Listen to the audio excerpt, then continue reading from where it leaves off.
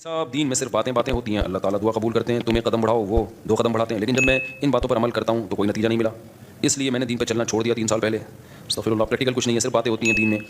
हाँ, हालांकि मैं तो दीन पर चलना चाहता हूँ और सच्ची तौबा भी की एक बार, पर कुछ हासिल नहीं हुआ। ये कहते हैं मैं दुआ मांगता हूँ कबूल नहीं होती, दीन में बातें बातें। अल्लाह मियां ने ये बातें की नहीं है कि तुम दुआ मांगोगे तो मैं इस तरह से कबूल करूँगा कि जो तुम कह रहे हो तुम्हें मिल जाए। ये बातें अल्लाह ने की होती, फिर आप कहते हैं अल्लाह मियां से बातें कर रहे हैं। अल्लाह मियां ने कहा मैं दुआ कबूल करता हूँ, कबूल कैसे करता हूँ ये भी तो अल्लाह मियां ने कहा ना। पूरे कुरान में वाक़यात बता दिए कि कैसे कबूल करता हूँ। याकूब अलैहिस्सलाम ने दुआ मांगी नहीं होगी मेरा बच्चा वापस मिल जाए, तो क्या मिल गया उनको? नहीं मिला। यूसुफ अलैहिस्सलाम परेशानियों में आए, बुराई से बचे, ज़िना की उनको दावत दी गई, बचे, तो बचने के नतीजे में और परेशानियों में चले गए, जेल में चले गए, सारी ज़िंदगी उनकी कहाँ गुजरी? जेल में गुजरी। तो कबूल होने का ये मतलब ही नहीं है जो आप समझ रहे हैं। अगर दुआएं ऐसे कबूल होती तो सारे काफिर हर वक्त अल्लाह से दुआएं मांग रहे होते बैठ के। वो कहते हैं यार हमें ज़रूरत ही नहीं कुछ करने की, इधर दुआ मांगो इधर कबूल हो जाती है।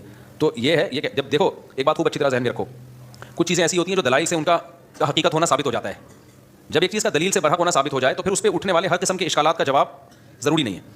मिसाल के तौर पर आपको दलाइल से किसी ने साबित कर दिया कि माँ बाप ये आपके अब्बा हैं, ये आपकी अम्मी हैं, और ये भी साबित कर दिया कि अब्बा अम्मा खैरख्वाह ही होते हैं।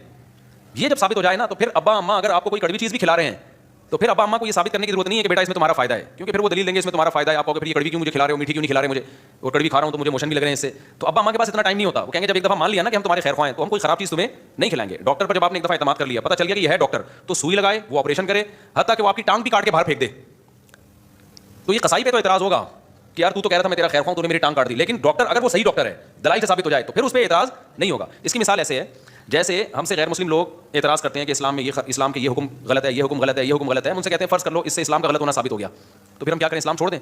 फिर हम जिस चीज़ की तरफ जाएंगे वो तो इस्लाम से भी ज़्यादा, अगर फ़र्ज़ कर लो इस्लाम को गलत मान लेते हैं तो वो जिस चीज़ की तरफ जाएंगे वो तो इस्लाम से भी ज़्यादा गलत है।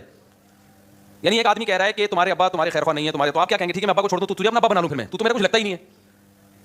एक दफ़ा कुछ क्या हुआ, ईसाइयों की तरफ से या किसी और मज़हब की तरफ से कुछ इश्कालात है, उन्होंने कहा इस्लाम पे कुछ इश्कालात है। मैंने कहा मैं उन इश्कालात का जवाब दूंगा, लेकिन एक मिसाल है कि अगर आपको वो जवाब नहीं मिलता तो क्या मैं ईसाई हो जाऊँ?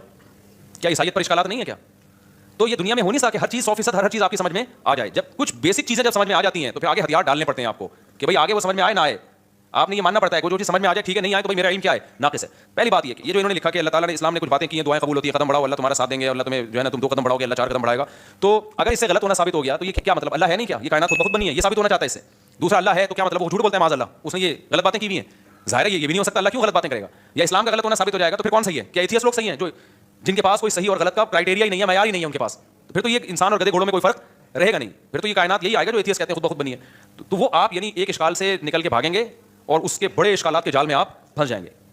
तभी ये जो एथियस्ट लोग हैं ना जो कहते हैं कि इनके समझ में ये नहीं आता कि ये कायनात तो खुद से बन नहीं सकती, तो अल्लाह खुद से कैसे बन गया, ये बड़ा इश्काल दोहराया जाता है। हम इनसे कहते हैं कि आपको ये समझ में नहीं आ रहा कि अल्लाह हमेशा से कैसे है, और इसकी बेस पे आप अल्लाह का इंकार करके इस कायनात को हमेशा से मान रहे हो। ये समझ में आ रहा है आपके कि हमेशा से, हालांकि ये ज्यादा बड़ा इतराज है। ये तो मादी चीज है, इसमें तो चेंजर के बगैर चेंजिंग नहीं हो सकती, तो क्रिएटर के बगैर ये क्रिएट कैसे हो गई?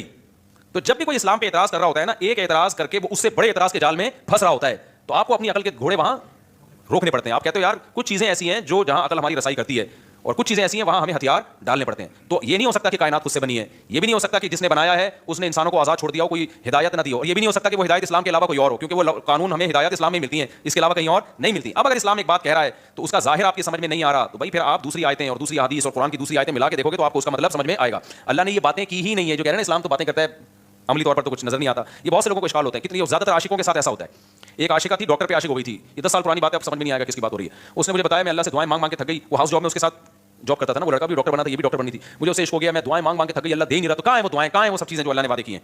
तो कुछ भी नहीं है, ऐसी बातें हैं। कुछ लोग क्या करते हैं, हमारे महल्ले में एक साहब बीमार हो गए तो उनको किसी ने बताया कि ये वजीफा पढ़ो, कुरान की आयतें पढ़ो, ठीक हो जाएंगे तुम्हारे अब्बा। वो सारा दिन पढ़ते थे, आयत करीमा भी पढ़ी, वो फिर अब्बा का फिर भी इंतकाल हो गया।